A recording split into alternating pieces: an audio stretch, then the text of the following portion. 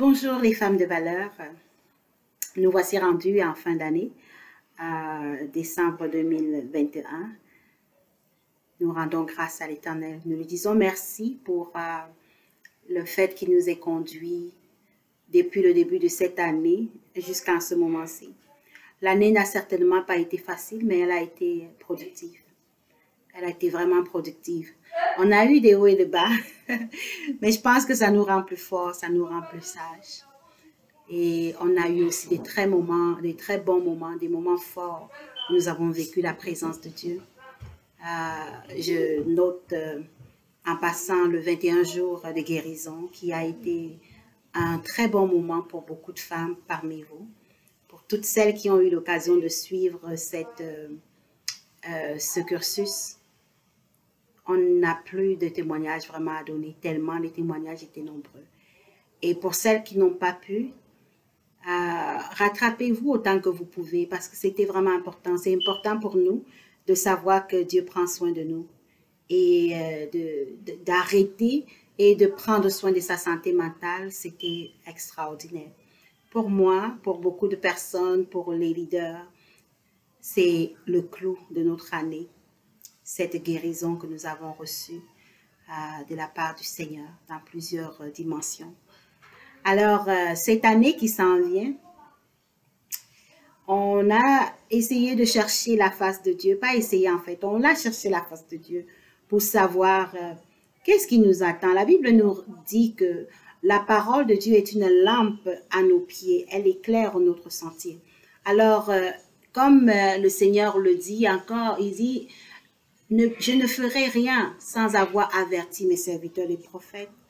Je crois certainement que le Seigneur est fidèle à sa parole. Il ne fait rien sans nous avoir avertis. Et au début de cette année, on est tous d'accord pour reconnaître, pour comprendre, pour entendre que l'année ne va pas être facile. Elle ne va vraiment pas être facile. Nous avons étudié Matthieu 24 au début de l'année et on a compris les temps que nous vivons, que c'était des temps difficiles, que c'était des temps spéciaux. Et les années qui s'en viennent ne vont pas être beaucoup mieux que celles qui sont passées. Peut-être un peu plus difficiles. On n'est pas des prophètes de malheur.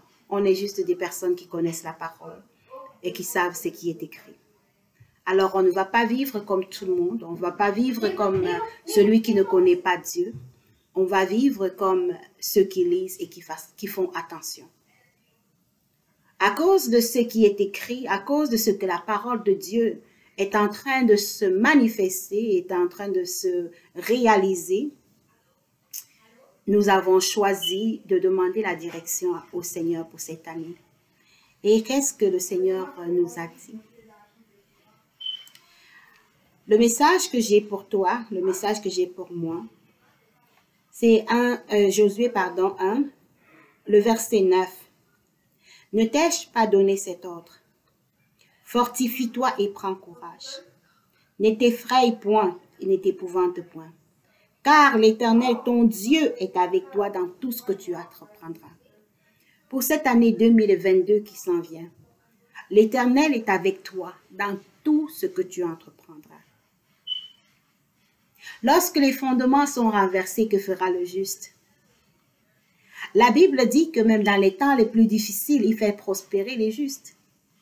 La Bible dit que dans les temps les plus compliqués, nous avons le Seigneur avec nous et il nous conduit dans les vallées, dans l'ombre de la vallée de la mort et on est en sécurité. Alors ne crains pas d'entreprendre, ne crains pas de te lever, ne crains pas de te lancer, ne crains pas de faire des projets, ne crains pas de commencer quelque chose, de faire valoriser ce que Dieu a mis en toi. Ne crains pas. Fortifie-toi et prends courage. C'est l'année du courage. C'est l'année pour être des femmes courageuses. C'est l'année pour être vraiment, véritablement des femmes de valeur. Et ces femmes de valeur, comme nous le savons, dans le Proverbe 31, elle ne craint pas le froid pour sa maison. Elle est courageuse.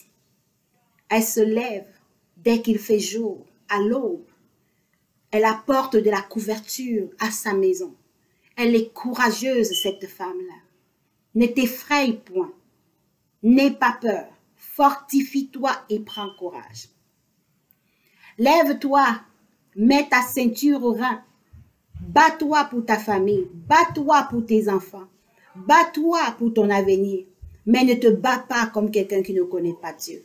Nous ne combattons pas la façon des non-croyants. Nous combattons dans la victoire. Nous combattons en sachant qu'il a déjà tout fait pour nous. Tout ce que nous avons à faire, c'est de marcher en arrière de lui.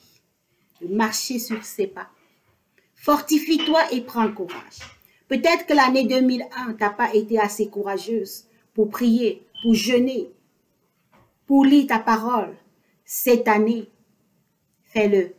Fortifie-toi et prends courage. Dis-toi que ça va être une année différente. Dis-toi que ça va être une année où tu ne seras plus la même. Dis-toi que ce sera une année où tu vas aller en profondeur avec la parole. Dis-toi que ce sera une année où, si tu n'as pas pu jeûner une fois dans l'année qui est passée, cette année, tu vas jeûner une fois, 2 fois, 3 fois. Tu vas jeûner. Prends courage. Prends courage. Nous commençons l'année avec un 3 jours de jeûne de consécration. Le 3, le 4 et le 5 janvier. C'est 3 jours de jeûne, de consécration et 3 jours aussi pour planifier ton année afin que tu puisses marcher dans la victoire, afin que tu puisses te positionner.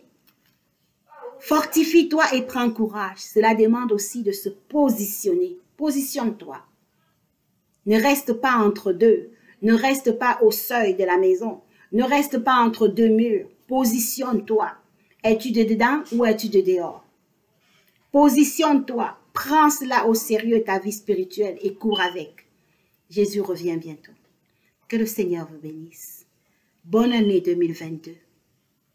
Avec Dieu, tout est possible. Amen.